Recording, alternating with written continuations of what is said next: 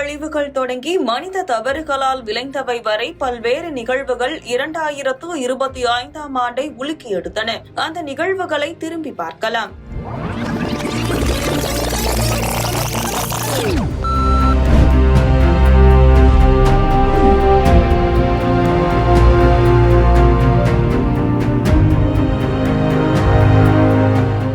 உத்தரப்பிரதேச மாநிலம் பிரயாக்ராஜில் கடந்த ஜனவரி மாதம் கும்பமேளா நடைபெற்றது. தினம்தோறும் 1 கோடி பேர் வரை பிரயாக்ராஜில் புனித நீராடினர். 144 ஆண்டுகளுக்கு பிறகு மகாலய அமாவாசை நாளில் கும்பமேளா நடந்ததால் பல்லாயிரக்கணக்கானோர் அங்கு குவிந்தனர்.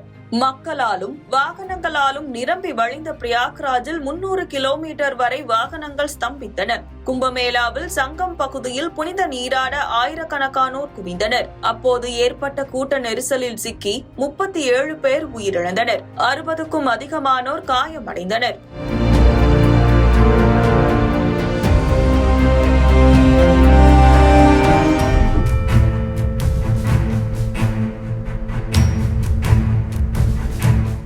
மகா கும்பமேளாவில் பங்கேற்பதற்காக புறப்பட்டவர்களின் கூட்டத்தால் கடந்த பிப்ரவரி 15ஆம் தேதி டெல்லி ரயில் நிலையத்தில் கடும் நெரிசல் ஏற்பட்டது. ரயில் நிலையமே மனித தலைகளால் நிரம்பி வழிந்த நிலையில் அங்கு நேரிட்ட நெரிசலில் சிக்கி 18 பேர் உயிரிழந்தனர். அதே நாளில் பிரயாக்ராஜுக்கு பக்தர்களை ஏற்றி சென்ற காரும் பேருந்தும் மோதிக்கொண்ட விபத்தில் 10 பேர் உயிரிழந்தனர்.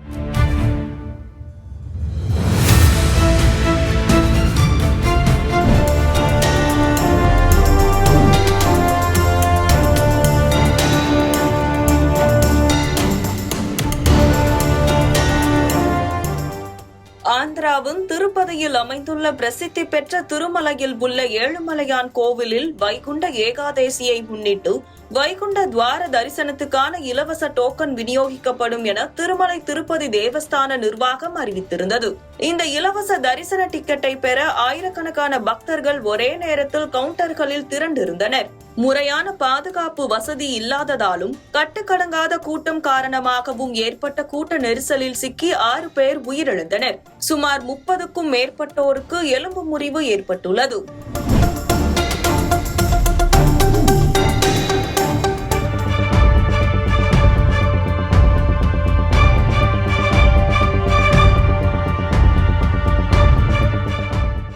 தெலங்கானாவில் ஸ்ரீ சைலம் இடதுகரை கால்வாய் திட்டத்தின் ஒரு பகுதியாக நாகர் கர்னூல் பகுதியில் கடந்த பிப்ரவரி மாதம் சுரங்கம் தோண்டப்பட்டு வந்தது.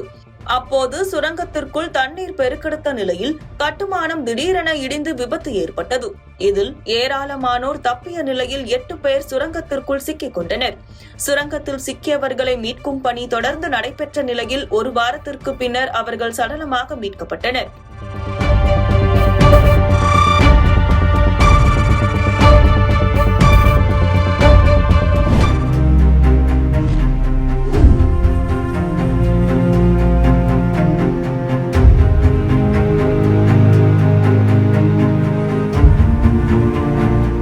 குஜராத் மாநிலம் பனஸ்கந்தா மாவட்டத்தில் உள்ள திஷா என்ற இடத்தில் கடந்த ஏப்ரல் 1ஆம் தேதி தொழிற்சாலை ஒன்றில் பாய்லர் வெடித்து நேரிட்ட விபத்தில் 17 பேர் தப்பிக்க வழியின்றி உள்ளேயே சிக்கி உயிரிழந்தனர். இந்த விபத்தால் தொழிற்சாலைகளில் நிலவும் பாதுகாப்பு குறைபாடுகள் வெளிச்சத்துக்கு வந்தன.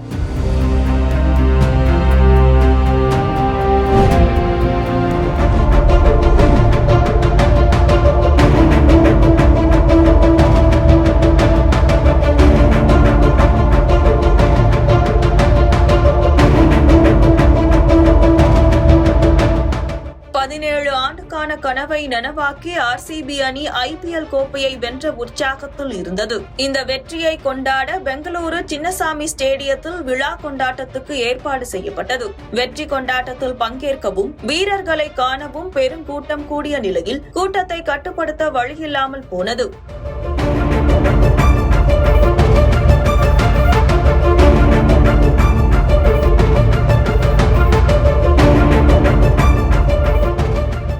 முறையான ஏற்பாடுகள் இன்றி நடந்த அந்த விழாவில் ஏற்பட்ட நெரிசலில் சிக்கி 11 பேர் உயிரிழந்தனர். 47 பேர் காயமடைந்தனர். குறுகிய நுழைவாயில்களில் ரசிகர்கள் முண்டியடித்ததாலும் சரியான ஏற்பாடுகள் இல்லாததாலும் இந்த துயரம் நேரிட்டது. இதனால் கொண்டாட்ட மனநிலை மீளா துயரில் முடிந்தது.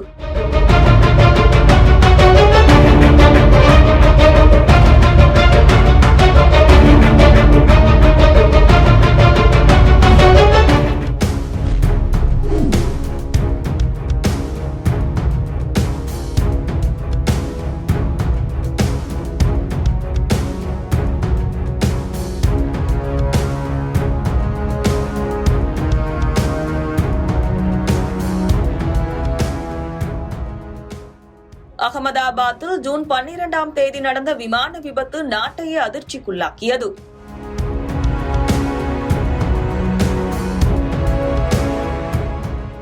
ஏர் இந்தியா பயணிகள் விமானம் 242 பயணிகளுடன் புறப்பட்ட சில நொடிகளிலேயே விபத்துக்குள்ளாகி அருகில் இருந்த குடியிருப்புகள், மருத்துவக் கல்லூரி, மருத்துவமனை கட்டடத்தின் மீது மோதியது. இதில் விமானத்தில் இருந்தவர்களில் ஒருவர் மட்டும் உயிர் பிழைத்தார். 241 பேர் உயிரிழந்தனர். கட்டடத்தின் மீது மோதி நொறுங்கியதில் மொத்த உயிரிழப்பு எண்ணிக்கை 275ஆக உயர்ந்தது. இந்திய விமான வரலாற்றில் மிக மோசமான விபத்தாக இது கருதப்படுகிறது.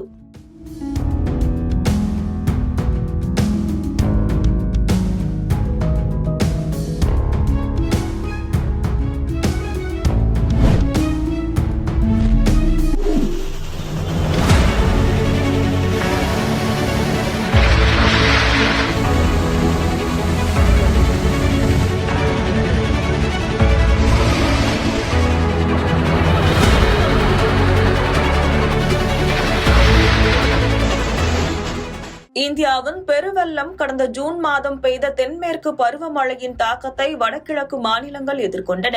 அஸ்ஸாமில் தொடர்ந்து பெய்த கனமழையால் பிரம்மபுத்திரா, பராக் உள்ளிட்ட 10 நதிகளில் வெள்ளப்பெருக்கு ஏற்பட்டது. இதனால் அருகில் இருந்த அருணாச்சல் பிரதேசமும் மேகாலயாவும் பாதிப்பை சந்தித்தன. காரணம், அங்கேயும் தொடர் மழை பெய்தது. இந்த வெள்ளப்பெருக்கால் அஸ்ஸாமின் 15 மாவட்ட மக்கள் பெரும் பாதிப்பை எதிர்கொண்டனர். 3 மாநிலங்களும் உயிரிழப்புகளையும் சந்தித்தன. லட்சக்கணக்கான மக்கள் இடம்பெயர்ந்தனர். சாலைகளும் வீடுகளும் சேதமடைந்தன. இதே பாதிப்பை மணிப்பூர், உத்தரகாண்ட், இமாச்சல் பிரதேசம், ஜம்மு காஷ்மீர் உள்ளிட்ட மாநிலங்களும் சந்தித்தன.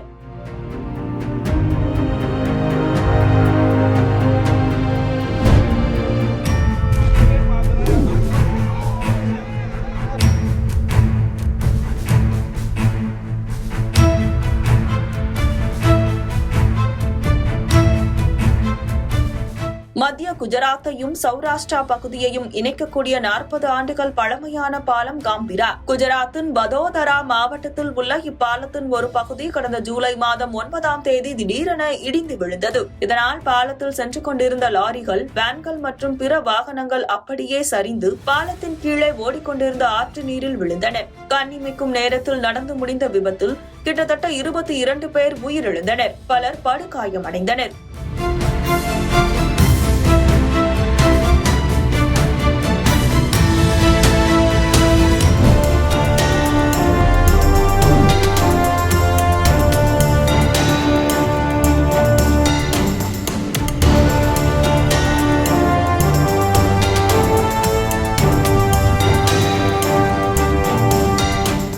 சத்தீஸ்கரில் உள்ள பிலாஸ்பூர் ரயில் நிலையம் அருகே நின்று கொண்டிருந்த சரக்கு ரயில் மீது பயணிகள் ரயில் மோதிய விபத்தில் சுமார் 11 பேர் உயிரிழந்தனர்.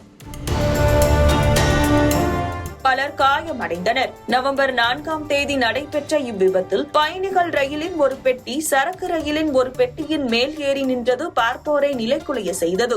சரக்கு ரயில் கண்ணுக்கு தெரியும் தூரத்தில் இருந்த போதும் பயணிகள் ரயிலின் லோகோ பைலட் சிவப்பு சிக்னலை தாண்டியும் அவசர கால பிரேக்கை சரியான நேரத்தில் பயன்படுத்த தவறியதும் தான் விபத்துக்கு காரணம் என முதல்கட்ட விசாரணையில் தெரியவந்தது.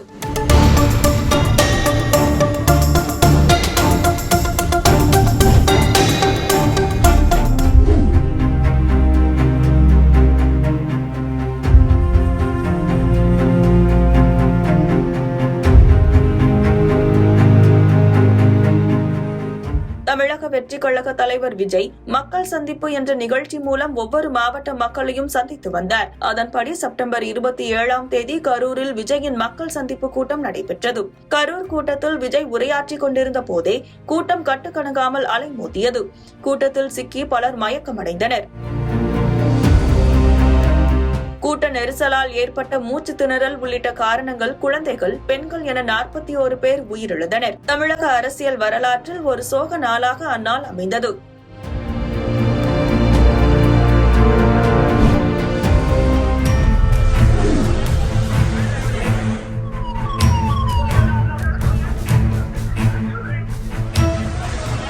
ராஜஸ்தான் மாநிலம் ஜெய்சல்மாரில் இருந்து ஜோத்பூருக்கு சென்று கொண்டிருந்த தனியார் ஏசி பேருந்து அக்டோபர் 14ஆம் தேதி திடீரென தீப்பற்றி எரிந்தது. தீ பரவ தொடங்கிய சில நிமிடங்களிலேயே பேருந்து முழுவதையும் கரும்புகை சூழ்ந்தது. ஜன்னல்கள் கதவுகள் வழியாக எப்படியாவது தப்பித்து விடலாம் என பயணிகள் முயற்சித்த போதும் சுமார் 20 பேர் இந்த பேருந்து விபத்தில் உயிரிழந்தனர். அளவுக்கு அதிகமான பயணிகளை ஏற்றி சென்றதே பேருந்து விபத்துக்கு காரணம் என முதற்கட்ட விசாரணையில் சொல்லப்பட்டது.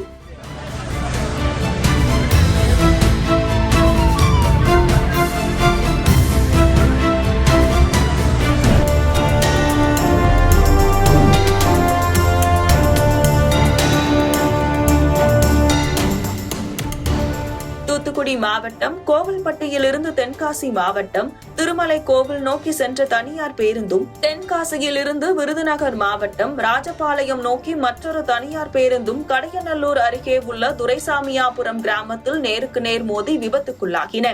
நவம்பர் 24ஆம் தேதி நடைபெற்ற இவ்விபத்தில் 8 பேர் பரிதாபமாக உயிரிழந்தனர். பலர் படுகாயமடைந்தனர். அதேபோல சிவகங்கை மாவட்டம் திருப்பத்தூர் அருகே நவம்பர் 30ஆம் தேதி அரசு பேருந்துகள் நேருக்கு நேர் மோதிய விபத்தில் 11 பேர் உயிரிழந்தனர். ஒரே மாதத்தில் நடைபெற்ற இருவேறு பேருந்து விபத்தில் 19 பேர் உயிரிழந்த செய்தி ஒட்டுமொத்த தமிழகத்தையே உலுக்கியது.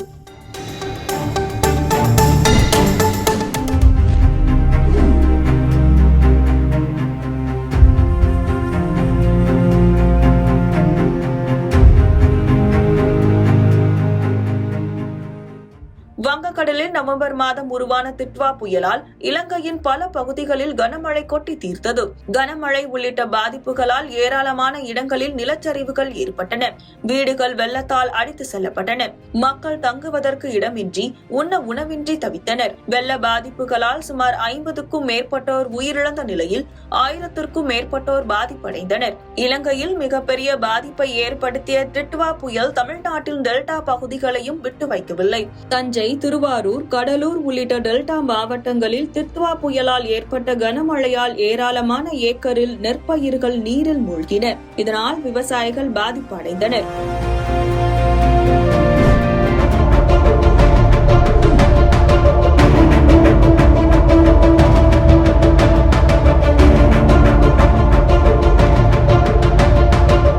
எவ்வளவு வளர்ந்த நாடாக இருந்தாலும் சரி, இயற்கையை மிஞ்ச முடியாது என்பதில் மாற்று கருத்தில்லை. அந்த வகையில் உலகின் டாப் நாடுகளில் ஒன்றாக கருதப்படும் அமெரிக்கா நடப்பாண்டு ஜனவரியில் மிகப்பெரிய காட்டுத்தீ பிரச்சனையை எதிர்கொண்டது. மழை இல்லாமல் வறண்டு புதர் மண்டிய நிலப்பரப்பு மற்றும் மலைப்பகுதியில் இருந்து கடலை நோக்கி வீசிய கடுமையான காற்று ஆகியவை அமெரிக்காவின் கலிபோர்னியாவில் காட்டுத்தீ பற்ற காரணமாகின. இந்த காட்டுத்தீயில் சுமார் 3000 ஏக்கர் பகுதியில் அழிந்து நாசமாகின. 10,000க்கும் மேற்பட்ட வீடுகள், கடைகள், அலுவலக கட்டடங்கள் சேதமடைந்தன. இதனால் சுமார் 1.76 லட்சம் பேர் பாதுகாப்பான இடங்களுக்கு மாற்றப்பட்டனர். இந்த காட்டுத்தீ அமெரிக்கா மட்டுமல்ல, உலக நாடுகளின் அனைத்து தலைப்பு செய்திகளிலும் இடம் பிடித்தன.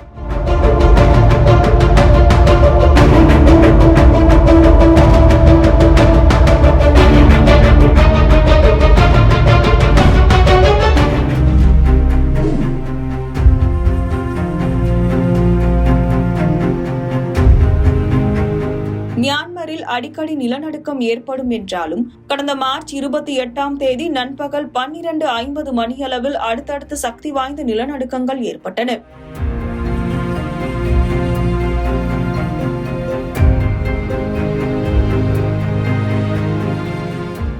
பூமி சற்று நேரம் குலுங்கியதில் கட்டடங்கள் அப்படியே ஆட்டம் கண்டு சரிந்தன.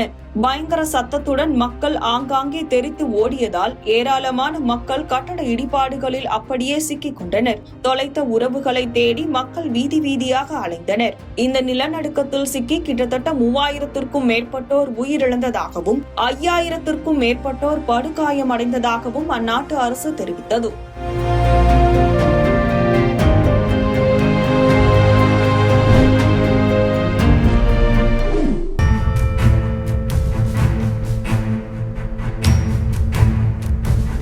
சூடான் நிலச்சரிவு. கருப்பு மக்களின் நிலம் என பொருள்படும் சூடான் நாட்டை நிலச்சரிவு கடுமையாக புரட்டி போட்டது.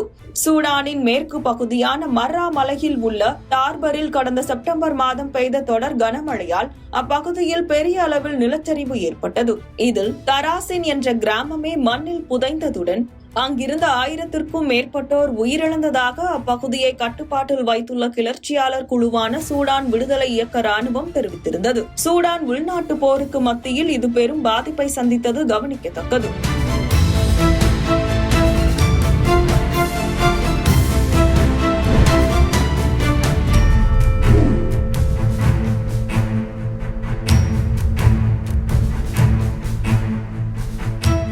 சென்சார் புயல் தென்கிழக்கு ஆசிய நாடான இந்தோனேஷியா ஒரு தீவு கூட்ட நாடாக அறியப்படுகிறது. பசிபிக் நெருப்பு வலயம் என்ற புவியியல் மண்டலத்தில் அமைந்துள்ளதால் உலகின் நிலநடுக்கங்களில் 90% இந்த பகுதியில்தான் நிகழ்கின்றன. நடப்பாண்டில் ஒரு மாதத்தில் மட்டும் 1400 நிலநடுக்கங்களை இந்தோனேஷியா எதிர்கொண்டது. இந்தோனேஷியாவின் மலாக்கா ஜலசந்தி பகுதிகளில் நிலவிய காற்றழுத்த தாழ்வு மண்டலம் சென்யார் புயலாக வலுப்பெற்று கடந்த நவம்பர் 26ஆம் தேதி வடக்கு சுமத்ரா பகுதியில் கரையை கடந்தது. இதன் காரணமாக அங்கு கனமழை பெய்து பல்வேறு இடங்களில் நிலச்சரிவு ஏற்பட்டது. சென்யார் புயலால் ஏற்பட்ட வெள்ளம் நிலச்சரிவுகளில் சிக்கி இறந்தவர்களின் எண்ணிக்கை 900ஐ கடந்தது. மேலும் 218 பேர் மாயமாகி இருப்பதாகவும் கூறப்படுகிறது. சுமார் $3.11 பில்லியன் அளவுக்கு பொருட்சேதம் ஏற்பட்டதாகவும் தகவல்கள் வெளியாகின.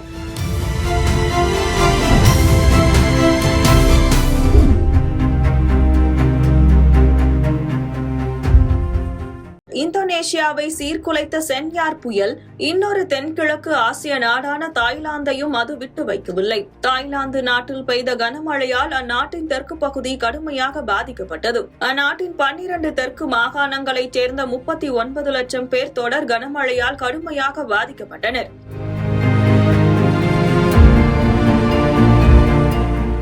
கனமழையால் 15 லட்சம் வீடுகளை நீர் சூழ்ந்தது. தாய்லாந்தில் கனமழை எதிரொலியாக ஏற்பட்ட பாதிப்பில் சிக்கி 181 பேர் பலியாகினர். இந்த புயலால் மலேசியாவும் பாதிக்கப்பட்டது குறிப்பிடத்தக்கது.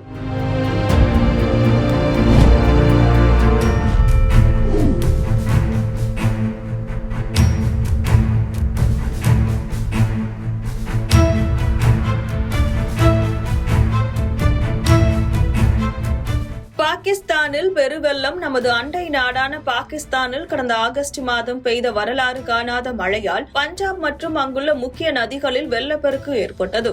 மொத்தம் 13 கோடி மக்கள் தொகை உள்ள இந்த பஞ்சாப் மாகாணத்தில் 3100க்கும் மேற்பட்ட கிராமங்கள் வெள்ள நீரில் மூழ்கின. இவை தவிர 2900 சிறு கிராமங்களும் வெள்ள நீரில் மூழ்கியதாக செய்திகள் வெளியாகின. இந்த வெள்ளப்பெருக்கால் சுமார் 24 லட்சம் மக்கள் கடுமையாக பாதிக்கப்பட்டனர். இந்த வெள்ளப்பெருக்கால் சுமார் 40 லட்சம் மக்கள் வீடுகளை விட்டு வெளியேற்றப்பட்டு நிவாரண முகாம்களில் தங்க வைக்கப்பட்டனர்.